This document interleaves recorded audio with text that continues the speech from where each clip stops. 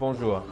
Dans cette vidéo, je vais vous montrer comment récupérer le curseur sur votre Dell Latitude 5420.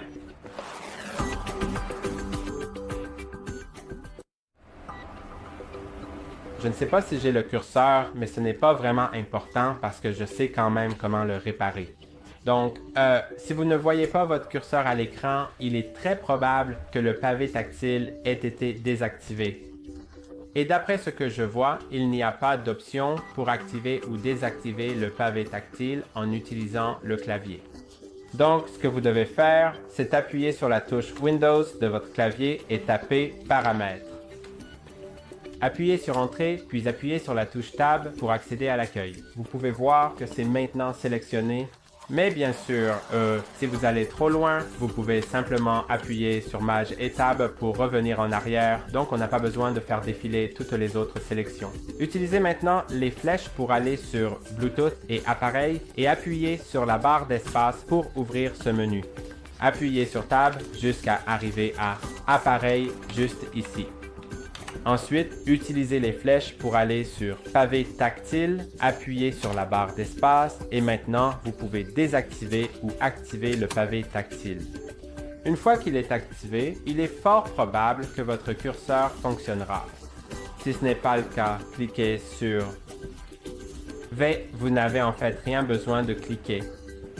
Maintenant, appuyez sur la touche Windows de votre clavier et tapez Gestionnaire de périphériques.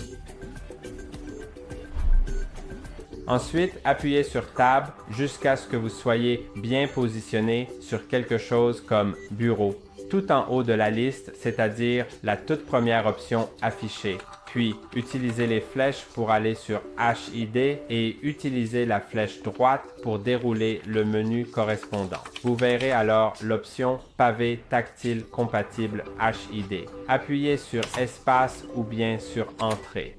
Oui, Entrée. Ensuite, appuyez sur Tab jusqu'à ce que l'onglet général soit légèrement sélectionné. Utilisez les flèches pour aller sur Pilote, puis utilisez Tab pour aller sur Désinstaller le périphérique. Appuyez sur Entrée, Désinstaller, puis appuyez sur Alt et F4 sur votre clavier. Si cela ne ferme pas Windows, alors appuyez sur Alt, Fn et F4. Et si vous êtes sur le bureau, appuyez à nouveau dessus et cela ouvrira le menu contextuel Arrêter Windows. Ça ne se charge pas pour une raison quelconque en ce moment. Je ne sais pas pourquoi. D'accord, essayons encore Alt plus F4.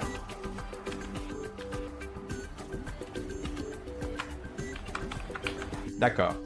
Si ça ne se charge pas, alors commencez à utiliser les flèches et ça finira par se charger à un moment donné. Et sélectionnez l'option pour éteindre, puis appuyez sur Entrée. Appuyez à nouveau sur Entrée ou sur Espace une fois que vous êtes positionné sur Oui. Donc en fait, je vais simplement appuyer sur Windows et Tab pour... En fait, avec Alt plus Tab, pour s'assurer que Windows est bien sélectionné, que la fenêtre ici est bien en focus. Et puis, appuyez sur Entrée ou simplement sur Alt gauche et I parce que vous voyez que le I est souligné ici. Donc, vous pouvez simplement cliquer dessus. Ou alors, utilisez simplement Tab et les flèches pour sélectionner cela. Et appuyez sur Espace. D'accord? Maintenant, attendons que l'appareil s'éteigne, puis rallumez-le avec le bouton d'alimentation et attendez qu'il se rallume. S'il est allumé, alors le pavé tactile devrait de nouveau fonctionner. Je pense que nous allons le voir. Si ce n'est pas le cas, alors essayez de brancher une souris externe. Vous pouvez voir que dans mon cas, ça fonctionne maintenant. Voilà, c'est tout. C'est tout pour aujourd'hui. N'oubliez pas de liker et de vous abonner. À la prochaine.